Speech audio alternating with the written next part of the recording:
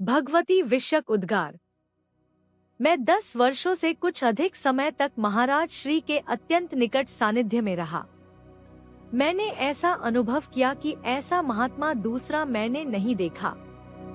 ऐसी दया तथा ईश्वर के प्रति ऐसा अनुराग योगियों में योगी, भक्तों में भक्त तथा ज्ञानियों में ज्ञानी, शास्त्र ज्ञान में भी पारंगत, व्यवहार में भी अति कुशल। जैसे एक पात्र में विभिन्न रंगों तथा आकृतियों के विभिन्न रत्न भर दिए गए हों। बीच बीच में शंका भी सर उठाती रही, किंतु महाराज श्री के साधन, ज्ञान, व्यवहार तथा व्यक्तित्व के प्रभाव से स्वयं ही निरस्त भी होती रही। एक बार मैं महाराज श्री के पास बैठा था। एक भक्त आया, प्रणाम किया तथा 100 रुपए स्वरूप भेंट किए।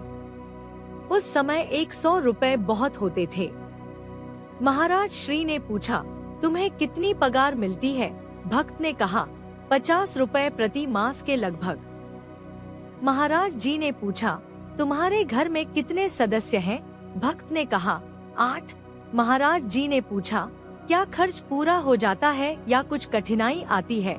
भक्त ने कहा, कठिनाई तो रहती है। इस पर महाराज श्री उस पर बहुत नाराज हुए। बोले, फिर 100 रुपए हमें क्यों दे रहे हो? हम गुरु इसलिए नहीं बने कि तुम्हारा खून चूस ले। देखो, हम सन्यासी हैं, ईश्वर कृपा से हमारा काम चलता रहता है। आप गृहस्थ हैं, आपके उत्तरदायित्व हैं, आपकी कठिनाइयां हैं। पहले उधर ध्यान देना आपका कर्तव्य है। यही हमारी सेवा भी है। यह 100 का नोट उठा लो, 10 रुपए हमें दे दो। एक मिस्त्री ने कई वर्ष तक आश्रम का निर्माण कार्य किया था। अब 2 वर्ष उसे आश्रम का काम छोड़े भी हो गए थे, किंतु कभी कभी महाराज श्री के दर्शन करने चले आता था। उसके यहाँ चोरी हो गई थी, जिसमें उसकी स्थिति के अनुपात से काफी कुछ नुकसान हो गया था। दूसरा, जिस जगह वह काम कर रहा था वहाँ पर मचान टूट जाने से वह गिर गया था तथा उसे काफी चोट आ गई थी। महाराज श्री ने सुना तो हृदय दया से भर उठा। मुझे बुलाकर कहा, कुछ रुपए उस मिस्त्री के घर जाकर दे आना। हमारे यहाँ जो आदमी दूध देने आता है उसे कहना कि हमारे हिसाब से 1 सेर दूध रोज उस मिस्त्री के घर दे आया करे। तुम्हारे पास नए कपड़े बहुत रखे हैं, कुछ कपड़े भी उसे दे आना और उससे कहना कि कोई आवश्यकता हो तो हमें कहे। महाराज श्री की दयालुता देखकर मैं भाव विभोर हो उठा। वर्तमान स्वार्थ में युग में ऐसा दयालु तथा उदार व्यक्तित्व मिलना कठिन है। गुरु महाराज के हृदय का भाव में कुछ कुछ समझने लगा था। यह भी स्पष्ट होता जा रहा था कि गुरु सबसे बड़ा देवता क्यों होता है।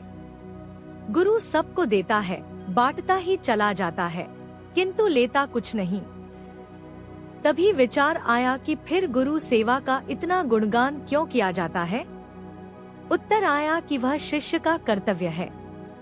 गुरु यदि कुछ लेते हैं तो शिष्यों के रहने खाने पर ही खर्च कर देते हैं। जिस गुरु में स्वार्थ तथा लोभ उतर आता है वह गुरुत्व से गिर जाता है। महाराज श्री का दया भाव केवल मनुष्यों के प्रति ही नहीं, पशु पक्षियों तथा पेड़ पौधों के प्रति भी था। कोई वृक्ष काटने के तो वह एकदम विरोधी थे। छोटे बच्चों से वे अत्यंत प्रेम करते थे। मातृशक्ति के प्रति अगाध आदर था। मैं यह सारी बातें इसलिए नहीं कह रहा कि वे मेरे गुरुदेव थे, वरन इसलिए कह रहा हूँ कि यह उनके स्वाभाविक गुण थे। उनसे प्रेम प्राप्त करने में जितना आनंद था, उससे कहीं अधिक उनकी डांट खाना आनंददायक था, क्योंकि तब स्नेह का भाव अधिक मुखर हो उठता था। बस इतना कहना ही पर्याप्त है कि महाराज अपना उदाहरण आप ही थे।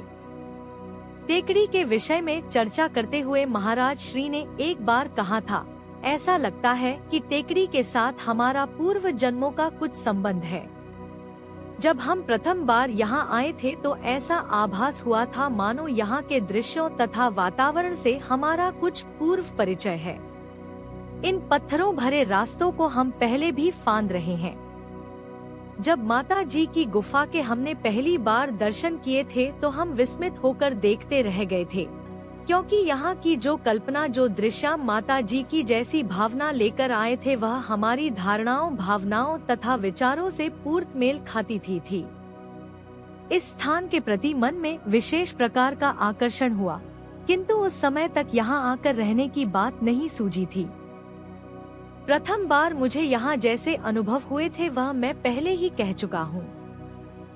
यही कहा जा सकता है कि हम जो यहाँ आकर रह रहे हैं, इसमें हमारा अपना कोई पुरुषार्थ नहीं है, सब माता जी की कृपा है, उन्हीं ने बुलाया है, हम आ गए हैं।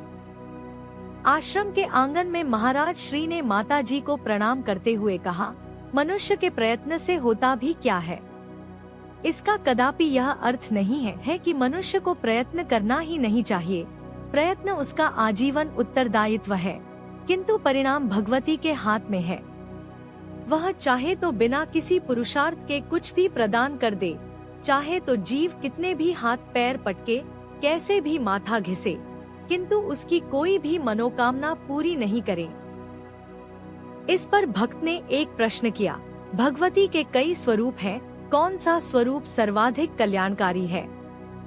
इस पर महाराज श्री ने कहा, भगवती एक ही है। जैसी भक्त की श्रद्धा होती है, उसी रूप में भगवती की उपासना करता है। पुराणों में भगवान तथा भगवती के विभिन्न स्वरूपों का वर्णन है तथा प्रत्येक स्वरूप को सृष्टि का कर्ता हर्ता बताया गया है। स्पष्ट है कि सृष्टि के कई हर्ता कर्ता नहीं हो सकते, किंतु कई भगवानों तथा कई भगवती की किसी के मन में उलझन हो भी तो वह तभी तक है जब तक भगवती भक्त के अंतर में अपना स्वरूप या क्रियाशीलता प्रकट नहीं कर देती। अंतर में भगवती की क्रियाशीलता जगत में भगवती के कई स्वरूपों की समस्या का समाधान कर देती है।